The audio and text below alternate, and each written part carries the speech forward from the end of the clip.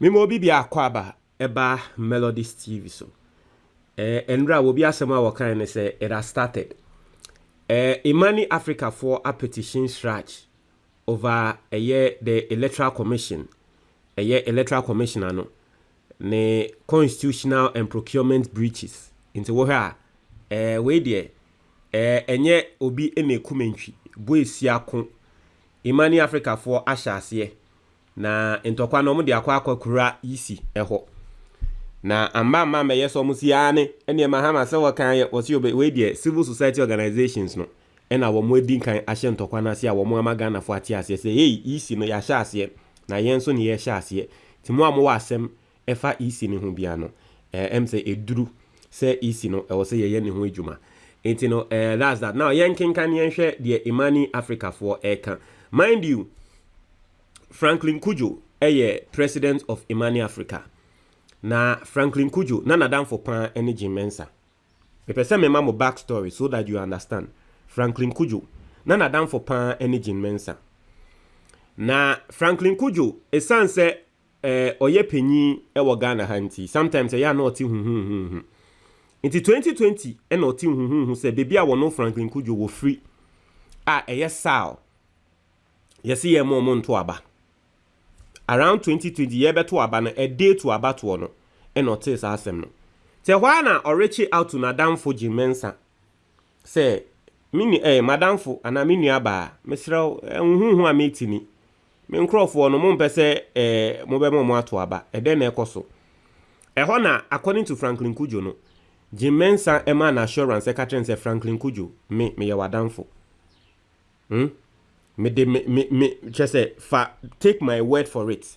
Say obi a waka asem ne kire wo say yen ma won krofo no ento aba bia no ne bako no oboa sinihu ebesi den na nkrofo wo Ghana ha yesi yen mo nto aba nkrofo no mbeto aba nti Franklin me a me ye wadamfo no me ka asem na kire nti Franklin Kujo was rest assured the if to the election na kire say ahomachi ye beto aba na Yebeti ane say communicate aba from electoral commission say Franklin Kujo nkrofo ye momonto. Na Franklin Kujo reach out to Mensa say enya one enra wo ma me assurance say me katro say mati wo ma me assurance say bibi say nsi me ntumi nsisa no. And dey ba ne say o say up till now. Mensa man reply up till now. Na down for pound. Mind you, answer na Mensa beba bedani EC boss no. Na Mensa nso head your friends saying civil society organization and your friend IEA. Intino we yan crofo no mo ye adwuma bom Franklin Kujo ni IEA mo no mo ye adwuma bom to muni mo ho pa. See from then na Mensa seize so wo ye na for ade a wo de ye nti Franklin Kujo de from that time ne ni anje Mensa ho da.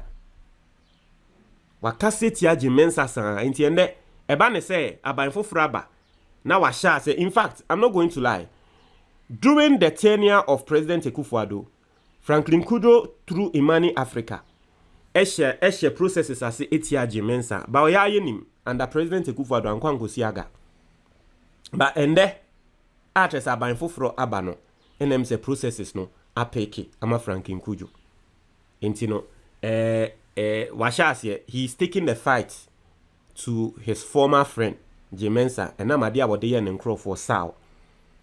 I see, Executive Director of IMANI Center for Policy and Education, Franklin Kujo, has formally petitioned the Commission on Human Rights and Administrative Justice to investigate the Electoral Commission of Ghana for what he describes as constitutional, statutory, and administrative breaches in connection with the controversial disposal of electoral equipment as scrap. Munyamo kaya ye beto aba say 2024 enya yekohun say NDC for ba report say electoral commission for mfidie bi akwa kopie wo baby electoral commission for ba bonte be kan tam say omobo NDC for ba later yekohun say mfidie no indeed yekohun say kitobi e wonsa wam electoral commission in explanation mbra wo mo ntumi Omoma betroma police mum enye investigation na police mum fa explanation embra.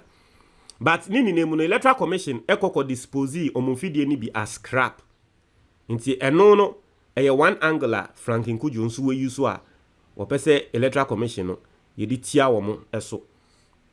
Also in a petition to CHRAJ on Tuesday, May 6, 2025, and signed by Franklin Kudjo, Imani argued that the EC has failed in its duty to manage state assets prudently, especially amid Ghana's ongoing economic crisis. As this morning, I directed that Imani files a petition to the Commission on Human Rights and Administrative Justice to investigate the Electoral Commission of Ghana for constitutional, statutory, and administrative breaches in respect of its conduct in the infamous fire sale of electoral equipment for scrap scandal. At a time when the nation cannot service its debt and is in the midst of a tight IMF-supervised fiscal regime, such egregious conduct cannot be tolerated, it noted. Imani further argued that the premature retirement and disposal of tens of thousands of laptops, fingerprint verifiers, scanners, printers, and digital cameras were driven by motives that conflict with the EC's legal responsibilities. As we lamented that the EC's conduct has been motivated by a conflict between its duties and the various laws to judiciously apply the resources of this country for the good of the citizenry. On the other hand, and its tendency to take decisions favorable to various commercial vendors and transactors on the other hand. Also, we stated our belief that the EC's most recent conduct has been necessitated by a need to curtail transparency and accountability, and thus was motivated by a collective conflict of interest and potential corruption, it stated. Imani also accused the EC of attempting to erase inventory records and fiscal evidence of the blatant falsehoods it has told over the last 4 years regarding the purchase history of expensive electoral equipment. It stressed that many of the devices cost over $3,000 each and should have been donated to other government agencies or transparently sold under the Public Procurement Act. We posit that the EC's approach to disposing of these electoral items was partly dictated by a need to suppress inventory records and to evade accountability in light of the spirited campaign by civil society activists in 2020 to debunk the EC's claims that the equipment in question all date from 2011 and are therefore obsolete, and partly by a need to facilitate undue commercial profiteering by the beneficiaries of the EC's disposal methods. The abuse of public resources and power for private gain is the universally acknowledged definition of corruption. Now, before I can Imani Africa for say 2020 Electoral Commission in Fidia wo ninano okotuguye ena Ghana ana eye omaya yehia sika that time near wo IMF mu ena Electoral Commission for no 2020 near nyanko IMF mu de but that time na eka adokro yen ena Electoral Commission for ede eye Ghana sika pudu ekokoto mfidie foforo na Imani Africa for asem mo kan se san mfidie na Electoral Commission for ekokotugu ye no eye mfidie bia na nseye na boninka mfidie no nti nanka mfidie ebetumi yusu in fact se mfidie ni nina no na baako cost yen $3,000 nti wodi nanka Electoral Commission for se wo mo mpekra na ka wo se omo auction ema other government agencies because obi wo ho a ope ba wo ko to sa nyama ni na egudi a na tre se udi BBC na tre se ebia mfidie foforo na mo kwa akoto no mudi ubi wo mu a mo pese munya ena mo ahye da akwa akodi se edwuma no nti the way and manner omoko dispose of the old mfidie no yenya investigations in film na boni bia koso ewo ho katahye ne broye akoso ewo ho enya saa ena a sensitive company like Electoral Commission eye edwuma omo ambo Ghana for amane there was no transparency, there was no auditing at yase na ka at least bibie ni kra na e was say some auction bi ekoso auction bi ankoso at yase enti na yade bi a Electoral Commission no de oye ye ntwa ye. Also ultimately the Electoral Commission's conduct in this affair breaches the high standards expected of such a major constitutional body and constitutes other infractions of laws, regulations, and standard protocols relating to the management of electoral systems, data protection, and public financial management, it added. In 2020, the EC undertook a controversial procurement exercise to replace the country's existing biometric voter management system, which includes biometric devices, voter registration kits, ABIS software, and data centers. The EC justifies this move by claiming the existing system in use since 2011 was obsolete. However, IMANI Center for Policy and Education disputed this claim, revealing that many of the devices were acquired as recently as 2018 and 2019, and that the EC had previously maintained a practice of replacing only faulty components rather than entire units.